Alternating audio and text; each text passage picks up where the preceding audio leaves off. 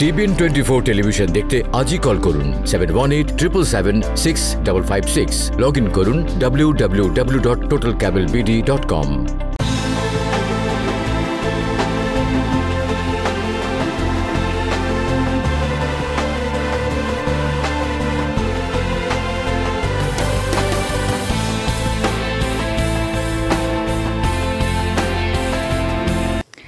সুপ্রিয় দর্শক, আমন্ত্রণ জানাচ্ছি TBN24 নিয়মিত আয়োজিত অনুষ্ঠান TBN অ্যানালিসিসে। সাথে আছে আমি নাফিস আহমেদ।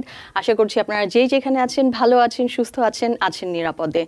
আজকে অত্যন্ত গুরুত্বপূর্ণ কিছু তথ্য নিয়ে আপনাদের সামনে হাজির হয়েছে এবং অত্যন্ত সাম্প্রতিক কিছু তথ্য। আমাদের সাথে আছেন একজন ইমিগ্রেশন অ্যাটর্নি। তো তার কাছ থেকে আমরা অনেক কিছুই জানতে পারবো। তার আগে জানিয়ে দিয়ে, আপনারা যদি ফেসবুকে আমাদেরকে দেখে থাকেন তাহলে অবশ্যই সরাসরি প্রশ্ন করবেন, লাইক করবেন, শেয়ার করবেন। এবং যদি আমাদের সাথে আমাদের বিষয়ভিত্তিক তথ্য নিয়ে যদি সরাসরি আমাদের প্যানেলিস্টের সাথে যুক্ত হতে চান তাহলে অবশ্যই 6463079828 এই নাম্বারটিতে কল করে সরাসরি যুক্ত হতে পারেন। আজকে আমরা মূলত যে বিষয়টি, আমাদের শিরোনাম আজকে হচ্ছে 21 পয়েন্ট প্ল্যান বা ইমিগ্রেশন ব্লুপ্রিন্ট। অত্যন্ত গুরুত্বপূর্ণ কিছু তথ্য আপনাদেরকে দেব। তো তার আগে আমাদের প্যানেলিস্টের সাথে পরিচিত হয়ে নেই। আজকে আমাদের সাথে আছেন attorney at law Mahfuzur Rahman. Mahfuzur Rahman, আপনাকে আমন্ত্রণ জানাচ্ছি এবং আশা করছি আপনি ভালো আছেন। ধন্যবাদ নাফিসা, ধন্যবাদ TBN24 কে আমন্ত্রণ জানানোর জন্য।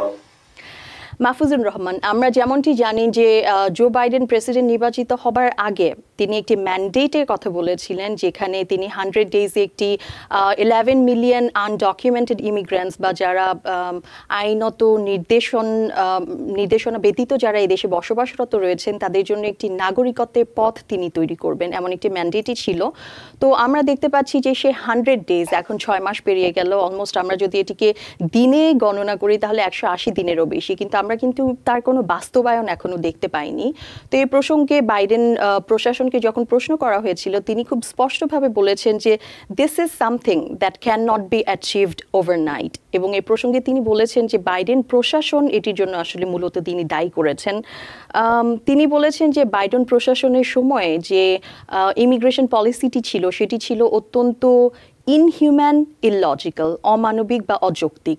এবং আমরা নিজেরাও জানি যে বাইডেন প্রশাসনের সময় আমাদের এই ইমিগ্রেশন পলিসিটি কিন্তু খুবই ভঙ্গুর, ট্রাম্প প্রশাসনের সময় আমাদের এই ইমিগ্রেশন পলিসিটি কিন্তু অত্যন্ত ভঙ্গুর অবস্থাতে ছিল, খুব ম্যানিপুলেটেড ছিল এবং এটি একটি একটা ব্যাপার ছিল সে সময়।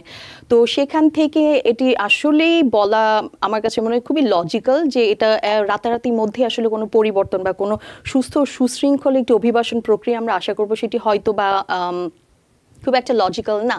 তো আমি সেখান থেকে আপনাকে বলতে চাই যে আমরা জানি, যেমন আজকে তথ্যটি প্রকাশ পেয়েছে যে বাইডেন এবং হ্যারিস প্রশাসন মিলে একটি 21 পয়েন্ট ইমিগ্রেশন প্ল্যান বা একটি ইমিগ্রেশন ব্লু প্ল্যান তারা তৈরি করেছেন, যেখানে রূপরেখাটি কি থাকছে আমরা বিস্তারিত বা যেটুকুন তথ্য এই পর্যায়ে আপনার কাছে আছে সে বিষয়টি নিয়ে আমরা একটু জানতে চাই।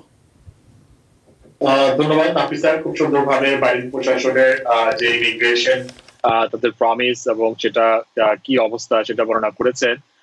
যেটা কিনা আজকে নতুন যে জিনিসটি যোগ হয়েছে সেটি হচ্ছে বাইডেন প্রশাসন জাস্ট ডিক্লেয়ার করেছে যে ইমিগ্রেশন সিস্টেমে 21 প্ল্যান মানে 21টা প্ল্যান তারা প্রস্তাব করেছে।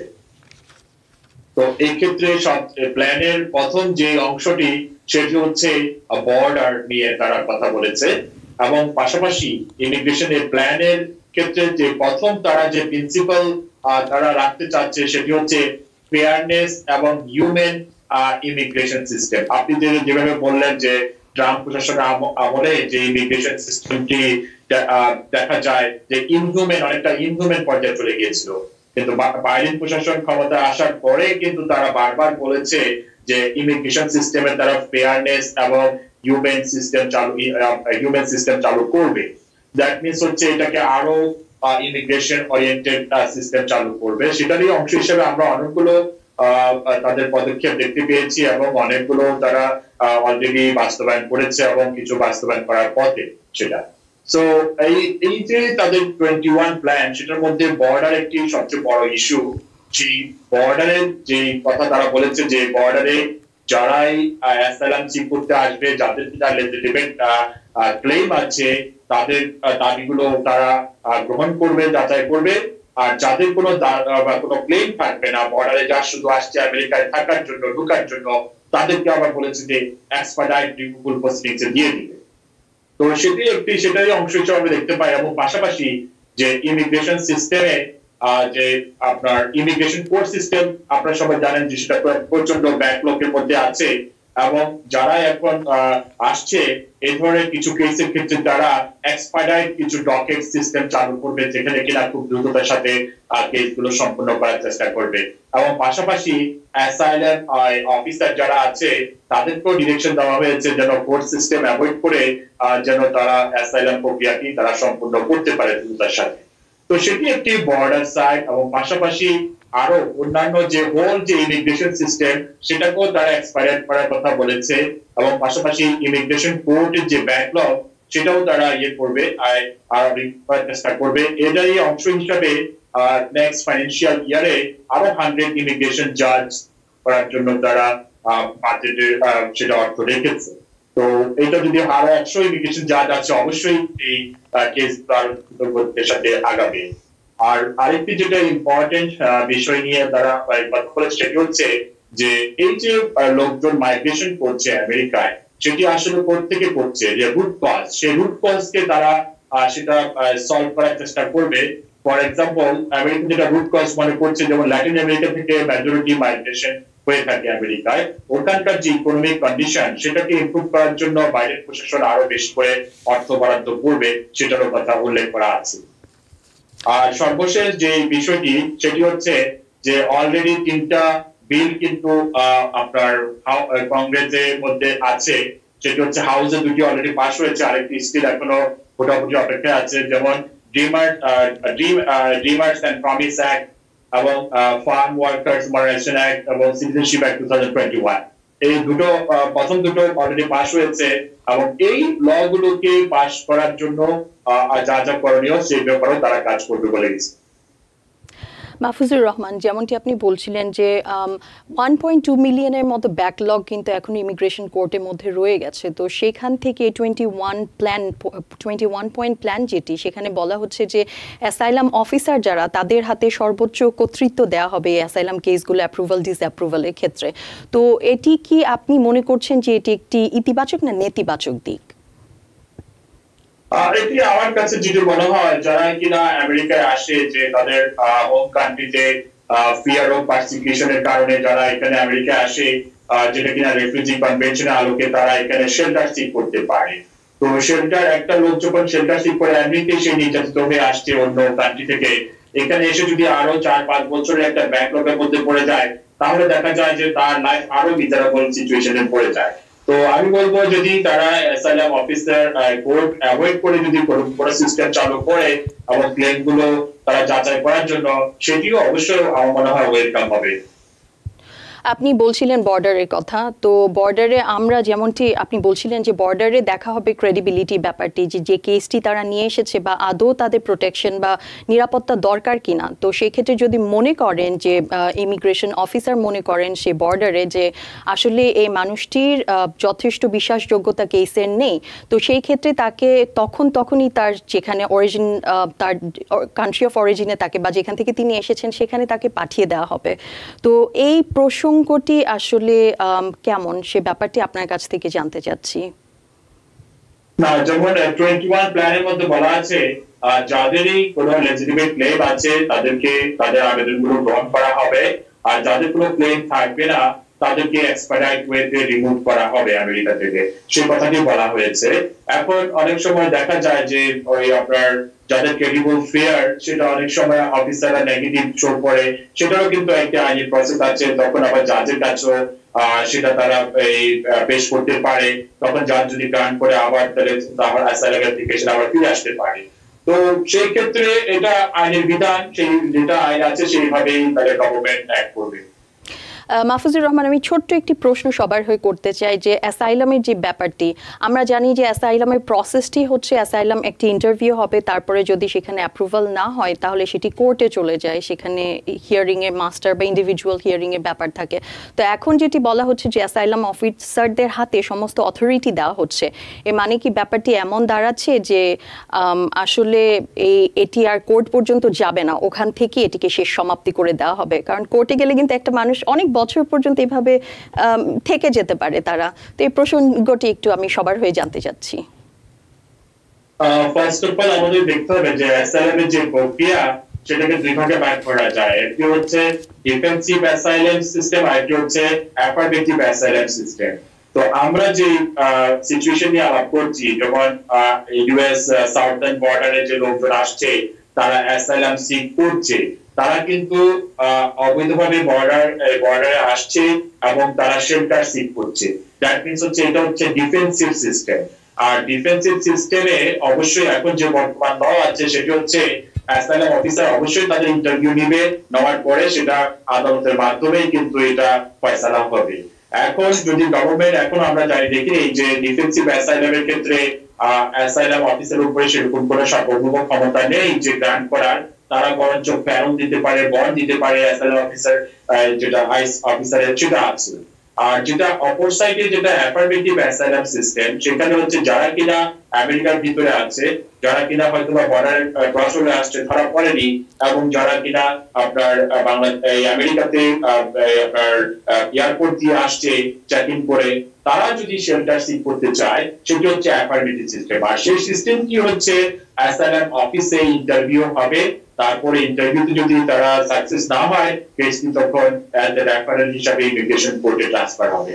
আর এখানে কিন্তু দুইটার মধ্যে কিন্তু একটা সিমিলারিটি আছে যে ডিফেন্সিভ সিস্টেমে যেখানে ইন স্পট অ্যাসাইলাম অফিসার তাদের ইন্টারভিউ নিয়ে থাকে, আবার অ্যাফার্মেটিভ সিস্টেমে আপনার যখন আবেদন করবেন তখন অ্যাসাইলাম অফিসার ইন্টারভিউ থাকে এবং এটা রেফার করে থাকে। একইভাবে কিন্তু ডিফেন্সিভ সিস্টেমও যখন ক্রেডিবল ফেয়ার সেটা গ্রান্ট হয় তখন আবার ইমিগ্রেশন কোর্টে রেফার করা হয়।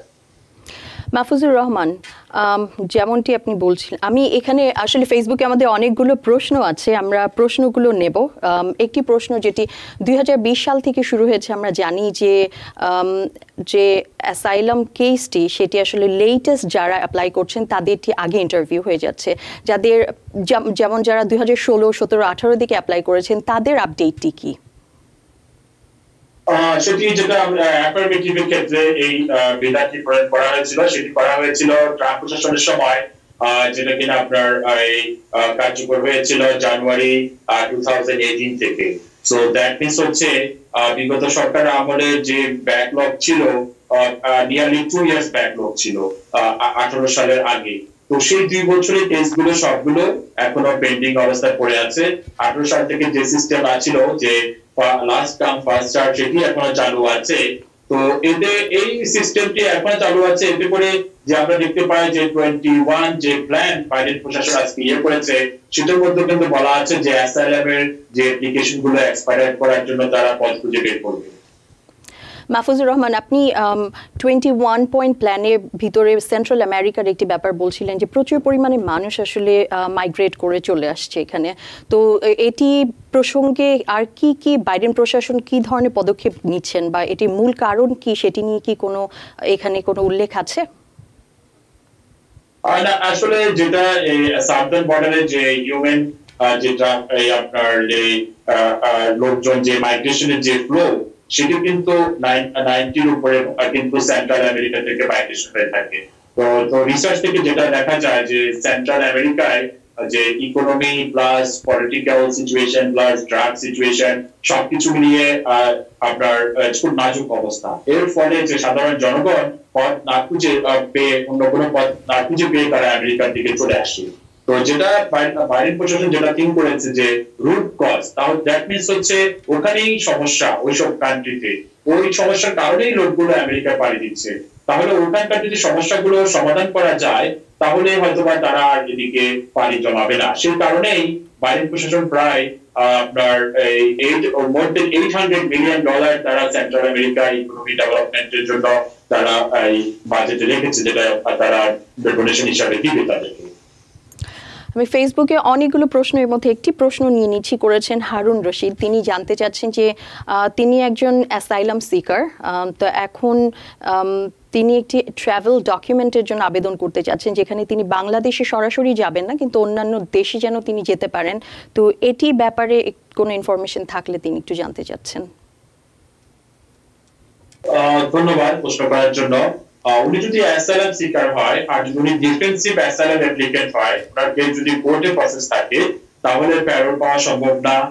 আর যদি উনি অ্যাফার্মেটিভ হয়, তাহলে খুব রেয়ার বেসিসে, যেটা আপনার খুব ইমার্জেন্সি হিউম্যানিটেরিয়ান সিচুয়েশন অনেক সময় দিয়ে থাকে, কিন্তু সচরাচর কিন্তু অ্যাসাইলাম কেস পেন্ডিং থাকা অবস্থায় প্যারোলের তেমন কোনো সুযোগ নেই।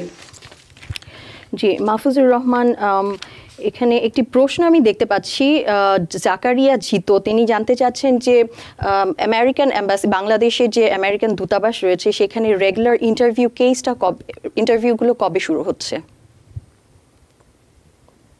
ধন্যবাদ প্রশ্ন করার জন্য। আসলে এখন যে বর্তমান সিচুয়েশন সারা ওয়ার্ল্ডে, যেটা কোভিড-19 সিচুয়েশন, এটা আসলে যেহেতু বাংলাদেশ এমবাসি বাংলাদেশের যে কোভিড সিচুয়েশন সেটার উপর ডিপেন্ড করে। সেটা ভিসা প্রক্রিয়া চালু নাই যে এমন না, চালু আছে। আপনার অল্প স্বল্প তারা ভিসা ইস্যু করছে বিভিন্ন ক্ষেত্রে, সেইভাবে রেগুলার ওয়েতে ভিসা ইস্যু করা হচ্ছে না because of the COVID-19.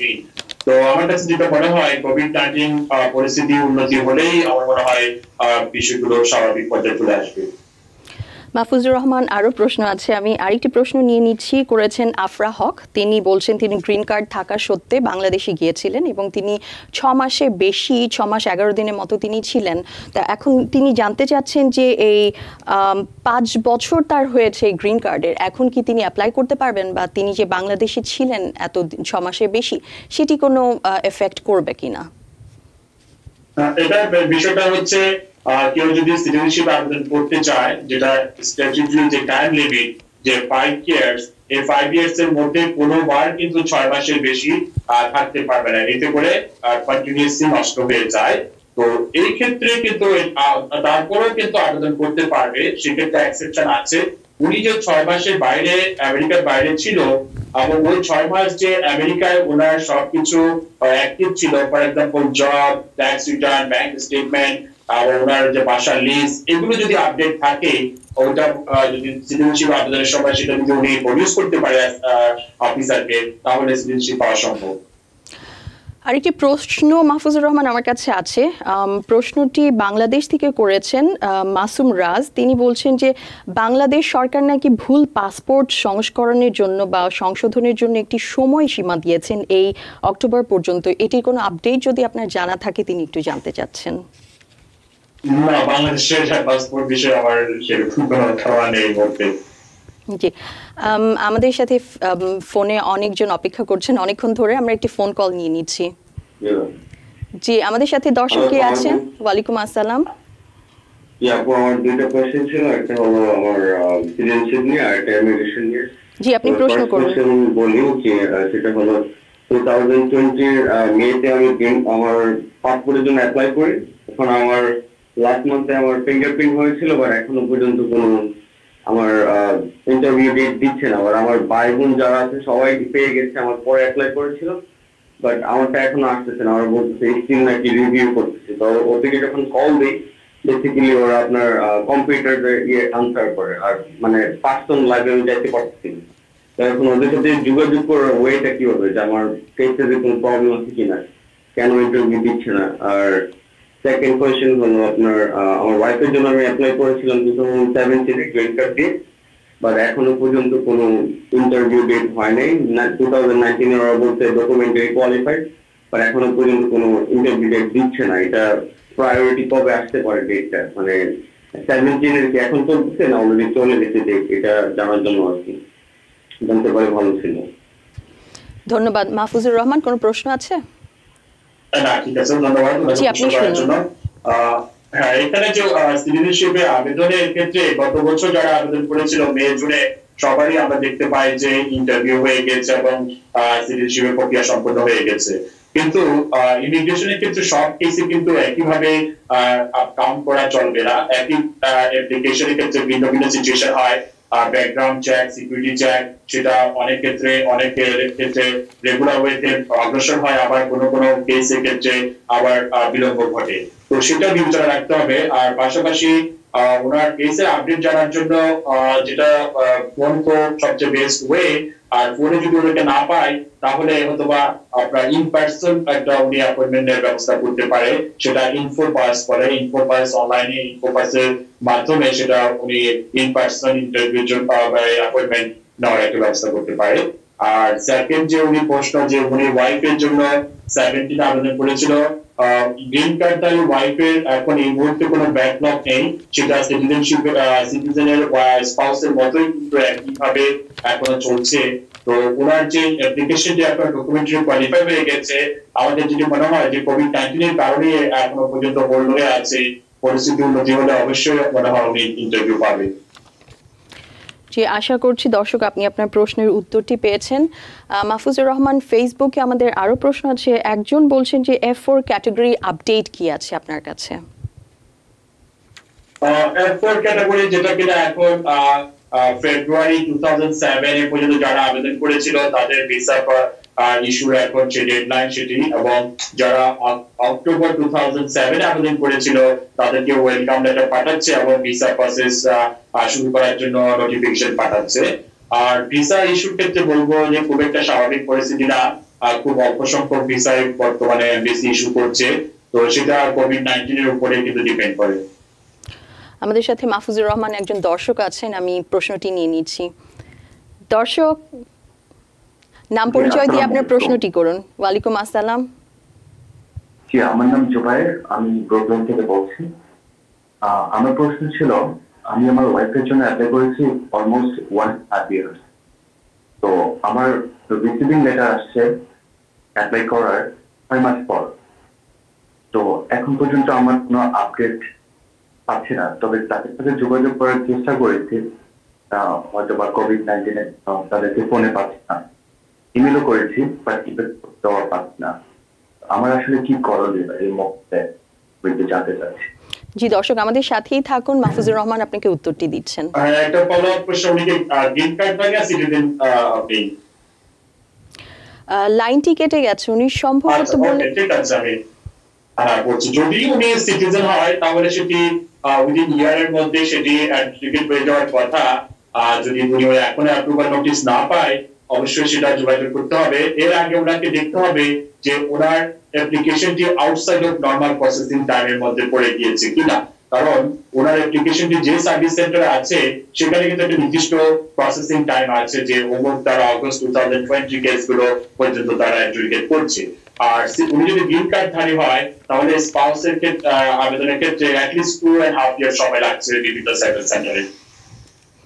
Mahfuzur Rahman, একটি প্রশ্ন আমি নিয়ে নিচ্ছি, ফেসবুক থেকে করেছেন শফিক ইসলাম। তিনি জানতে চাচ্ছেন যে তিনি অ্যাসাইলামের জন্য অ্যাপ্লাই করেছেন, কিন্তু সেটি করেছেন তিনি 1 বছর এদেশে আসার পর 1 বছর পেরিয়ে যাবার পর। তো এতে কি কোনো সমস্যা হবে কিনা? অ্যাসাইলাম আবেদন করার যে জেনারেল রুল সেটি হচ্ছে কেউ আমেরিকায় প্রবেশ করার উইদিন 1 ইয়ারের মধ্যে অ্যাসাইলাম অ্যাপ্লিকেশনটি ফাইল করতে হয়, সেটি ডিফেন্সিভ হোক অথবা অ্যাফার্মেটিভ হোক, বোথ ক্ষেত্রে একই রুল।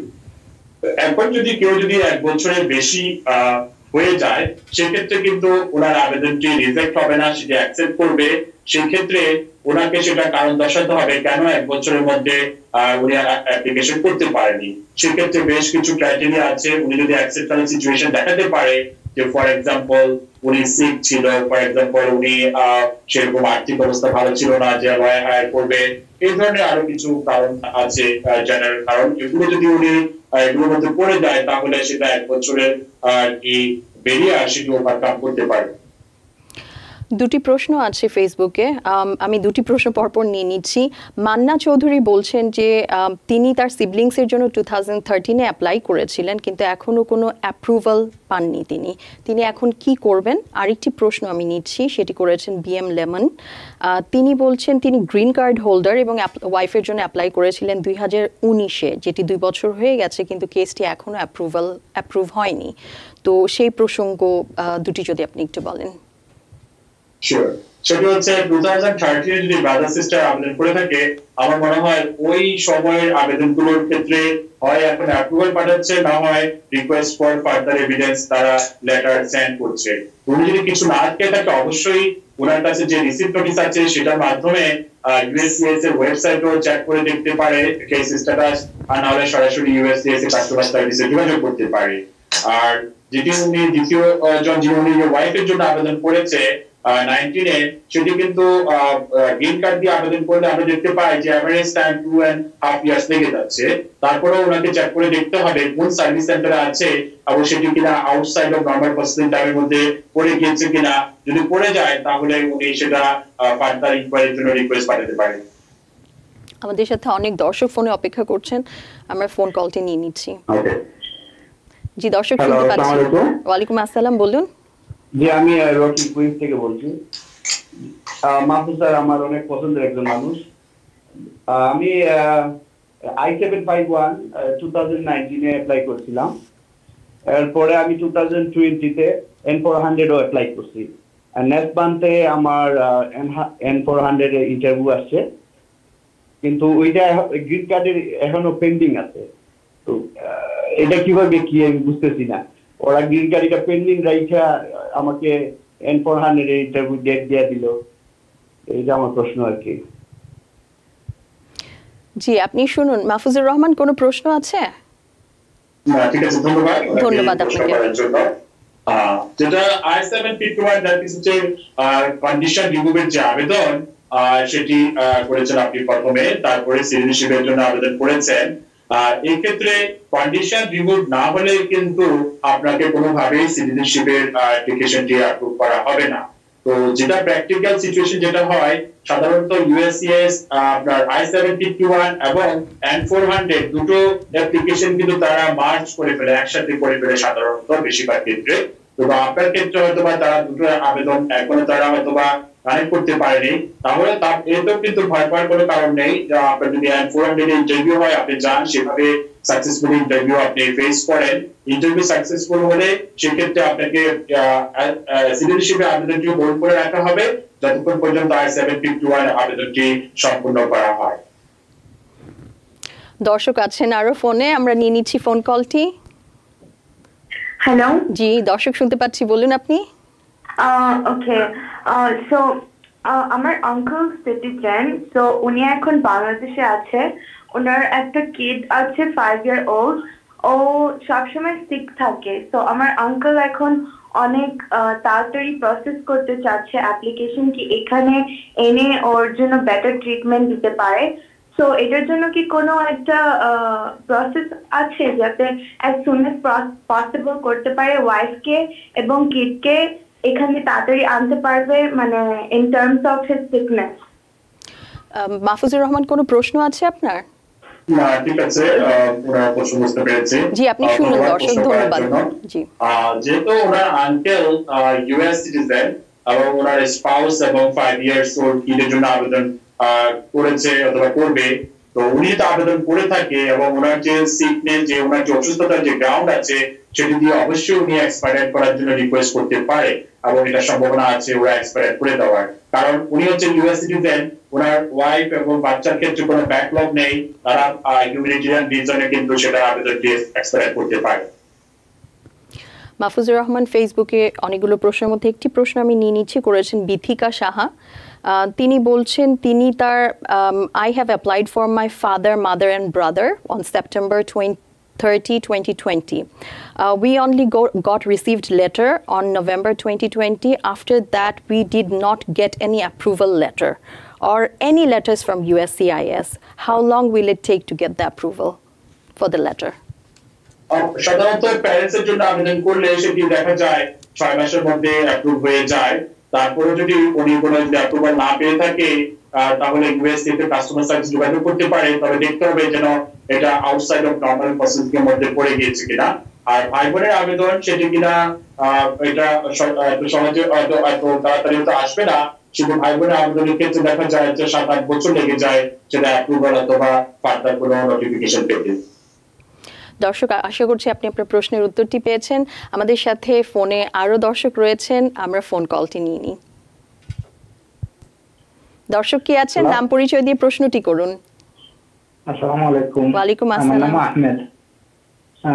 আমি এই দেশে আয়সা অ্যাসাইলাম কেস মারছিলাম, এরপর মানে আমার বউ সিটিজেন, আমি বিয়ে করছি, অ্যাসাইলাম উনি করছিলাম। এখন আমার বউর এটা দিয়ে আমি গ্রিন কার্ডের জন্য অ্যাপ্লাই করছিলাম। এখন পর্যন্ত অ্যাপ্লাই করার পরে এখন ওই যে ফিঙ্গারপ্রিন্টের দিছি, সবগুলা কমপ্লিট হয়েছে। আর এখন ইন্টারভিউর জন্য বলছে ডাকবে, মেডিকেল দিছি। এখন কতদিন পরে ইন্টারভিউর জন্য ডাকবে বা কোনো কিছু? আজকে 3 মাস হয়েছে, কোনো খবর পাই নাই আর কি, যে ইন্টারভিউর জন্য ওরা ডাকতেছে না, কোনো লেটারও দেয় নাই। মাহফুজুর রহমান। ধন্যবাদ প্রশ্ন করার জন্য। সাধারণত এটাকে বলা হয় অ্যাডজাস্টমেন্ট। ইউএস সিটিজেন যখন তার স্পাউসের জন্য আবেদন করে, আপনার জন্য যে আবেদনটি করেছে সেটা অ্যাডজাস্টমেন্ট। আর অ্যাডজাস্টমেন্ট আবেদনটি সম্পূর্ণ হতে প্রায় বছর খানিকের মতো সময় লেগে যায়, যেহেতু আপনি অলরেডি 3 মাস হয়েছে, আরো কিছু সময় অপেক্ষা করা লাগতে পারে। মাহফুজুর রহমান, আমাদের সাথে আরো দর্শক আছেন এবং অনেক ফেসবুকে প্রশ্ন আছে, আমরা সেগুলো সবই নেব, কিন্তু এর আগে একটি আমরা বিরতিতে চলে যাই। ছোট্ট একটি বিরতি নিচ্ছি, দর্শক থাকুন আমাদের সাথে। টিভিএন 24 টেলিভিশন দেখতে আজই কল করুন 7187776556। লগ ইন করুন www.totalcablebd.com। সুপ্রিয় দর্শক, আমন্ত্রণ জানাচ্ছি বিরতি পর আরও একবার। সাথে আছি আমি নাফিস আহমেদ এবং আমাদের সাথে আছেন attorney at law Mahfuzur Rahman. Mahfuzur Rahman, যেমনটি বলছিলাম যে অনেক ফোন কল, ফেসবুকে প্রশ্ন আছে, তো একটি ফোন কল আমরা নিয়ে নিচ্ছি। জি দর্শক, আপনার নাম পরিচয়টি দিয়ে প্রশ্ন করুন। জি আসসালামু আলাইকুম। ওয়ালাইকুম আসসালাম। আমার নাম মোহাম্মদ মনিরুল হক, আমি বস থেকে বলছিলাম। জি বলুন, আমরা শুনতে পাচ্ছি। জি, তা আমি 2015-এ দেশে আসছিলাম উইথ ফ্যামিলি সহ। তো আসার পর আমি এখানে অ্যাসাইলাম আবেদন করি 2015-এর জুলাইতে। এন্ড আমার ইন্টারভিউ হয়েছিল 2000। হ্যালো, জি আমরা শুনতে পাচ্ছি, আপনি বলুন।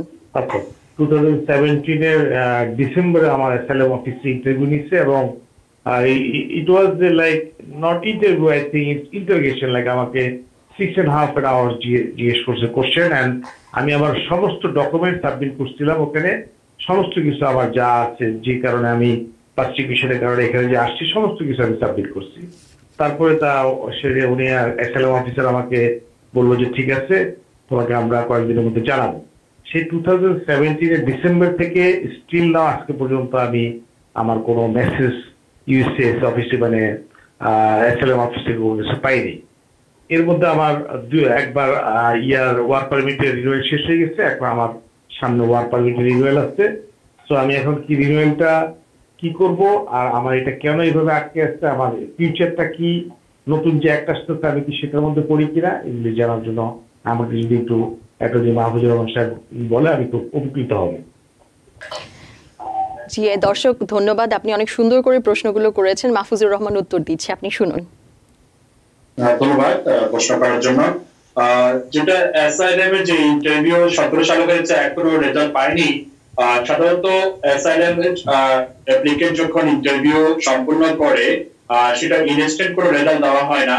তারা সাধারণত স্ট্যান্ডার্ড টাইম হচ্ছে 2 উইকস এর মধ্যে কিন্তু তারা বাই মেলে একটা ডিসিশনটি পাঠিয়ে থাকে।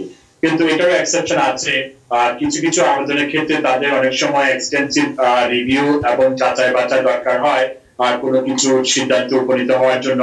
সেসব অ্যাপ্লিকেশনের ক্ষেত্রে দেখা যায় বছরের উপরে সময় লেগে যায় এবং 2-3 বছরের সময় লেগে যায়।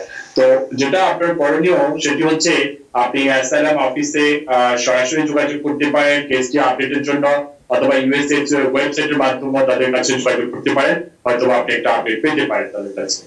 আর আপনার যে ওয়ার্ক পারমিট রিনিউ, যেটা as long as আপনার কেসটি পেন্ডিং আছে, আপনি অলওয়েজ প্রতি 2 বছর পর পর কিন্তু আপনি অ্যাসাইলাম বেসিসে আপনার ওয়ার্ক পারমিট রিনিউ করে আপনি দেশে থাকতে পারবেন। মাহফুজুর রহমান ফোন কলে আমাদের সাথে একজন দর্শক আছেন। তার আগে আমি ছোট্ট করে একটি প্রশ্ন করতে চাই, সঙ্গত কারণে আমি নামটি বলছি না, ফেসবুক থেকে আমি প্রশ্নটি নিয়েছি। একজন দর্শক জানতে চাচ্ছেন যে তিনি ইলিগাল ইমিগ্র্যান্ট, কিন্তু তার সন্তান যদি এখানে সিটিজেন হয়ে থাকে, তাহলে তার জন্য প্যারেন্ট হিসেবে সন্তান কি প্যারেন্টের জন্য অ্যাপ্লাই করতে পারবে কিনা? সন্তানের জন্য অবশ্যই পারবে। ইউএস সিটিজেন চাইল্ড, কিন্তু ওনার বয়স হতে হবে 21 বছর। 21 বছর হওয়ার পরেই কিন্তু ওই প্যারেন্টস এর জন্য অ্যাডজাস্টমেন্টের জন্য আবেদন করতে পারবে এবং অ্যাডজাস্টমেন্টের যে ক্রাইটেরিয়া সেটি ওরা প্যারেন্টস কে ফুলফিল করতে হবে। ধন্যবাদ মাহফুজুর রহমান। আমরা ফোন কলটি নিয়ে নিচ্ছি। দর্শক কে আছেন আমাদের সাথে?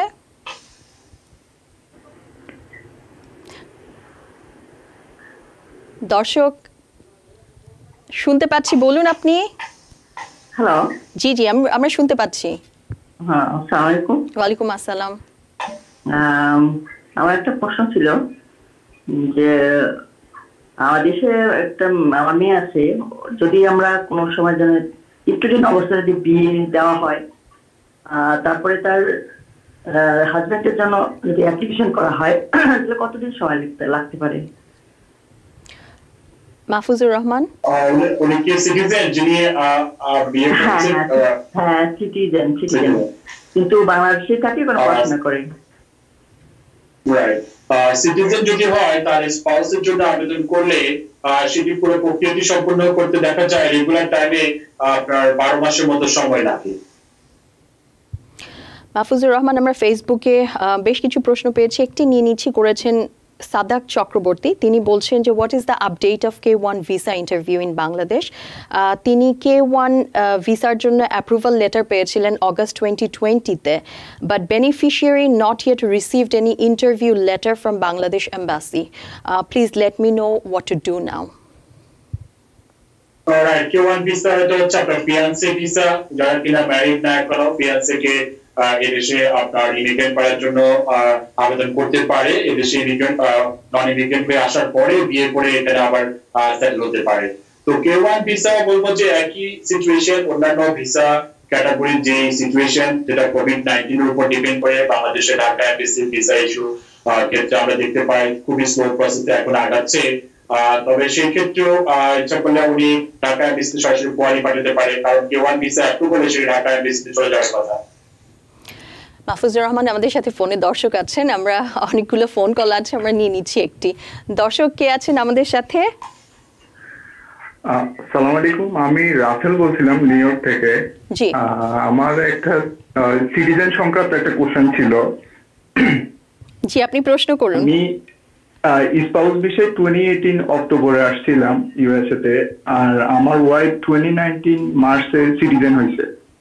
তো আমার কোশ্চেন হলো আমি কখন সিটিজেনের জন্য অ্যাপ্লাই করতে পারবো? সরি, 18 এর কোন মাসে আসছেন? 18 এর অক্টোবর। আচ্ছা। আর সিটিজেন হয়েছে কবে আপনার ওয়াইফ? 2019 মার্চ, অ্যাবাউট 5-6 মাস পরে। ওকে, ধন্যবাদ। সেটি হচ্ছে, এটার রুল হচ্ছে যখন দুই স্পাউসে গ্রিন কার্ড থাকে, কেউ যখন সিটিজেন হয়ে যায় তখন কিন্তু সিচুয়েশনটা একটু পরিবর্তন ঘটে। এটার রুলটা হচ্ছে আপনার ক্ষেত্রে আপনি যখন এদেশে আসছেন 18 সালে অক্টোবর 18, ওখান থেকে আপনি আপনার ওয়াইফ যে এখন সিটিজেন হয়ে গিয়েছে, ওই সিটিজেনের ওয়াইফের সাথে আপনি যদি 3 ইয়ার্স অথবা আপনার 5 ইয়ার যেটি আগে আসে তখনই আপনি আবেদন করতে পারবেন। সো দ্যাট মিন্স হচ্ছে আপনি যে 19 এ উনি সিটিজেন হয়েছে, তাহলে আপনি কাউন্ট করতে পারেন 18 থেকে 3 ইয়ার্স এর মধ্যে আপনি সিটিজেনশিপে আবেদন করার এলিজিবিলিটি পাবেন। ধন্যবাদ মাহফুজুর রহমান। আরেকটি ফোন কল আছে, আমরা নিয়ে নিচ্ছি। দর্শক কে আছেন আমাদের সাথে? হ্যালো, আসসালামু আলাইকুম। ওয়ালাইকুম আসসালাম। আমি মাহফুজুর রহমানের সাথে একটু কথা বলছি। জি আপনি বলুন, উনি শুনতে পাচ্ছেন।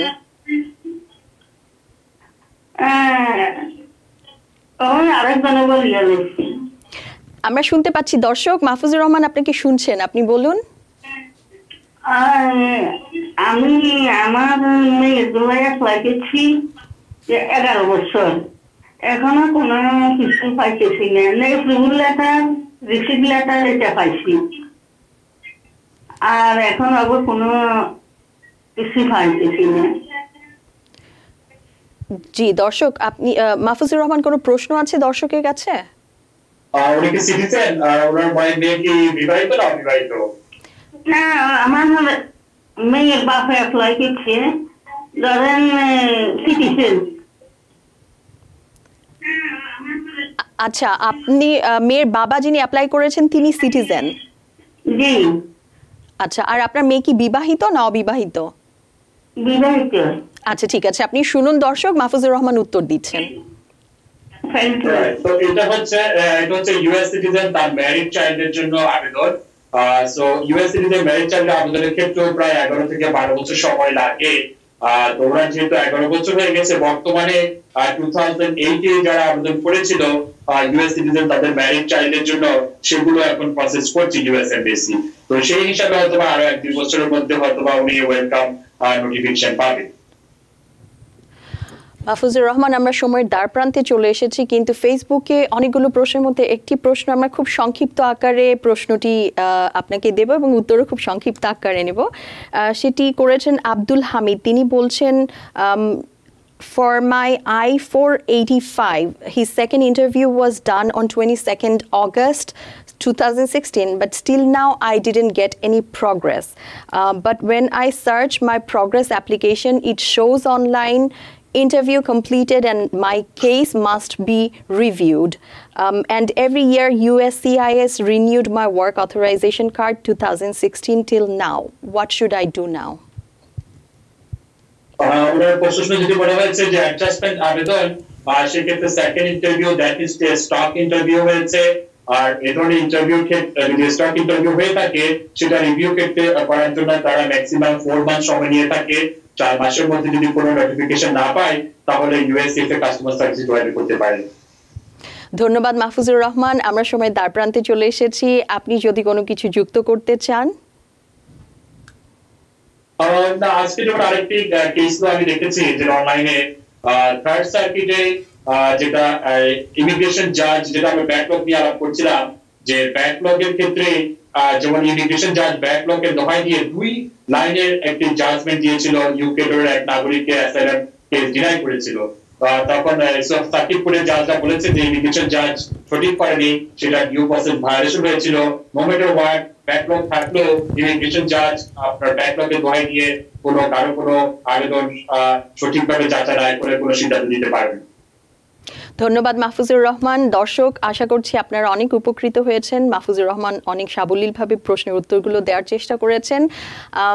আজকের জন্য এখানেই আমাদেরকে বিদায় নিতে হচ্ছে, কিন্তু আশা করছি আপনারা ভালো থাকবেন, সুস্থ থাকবেন, নিরাপদে থাকবেন এবং আমাদের সঙ্গেই থাকবেন। শুভরাত্রি।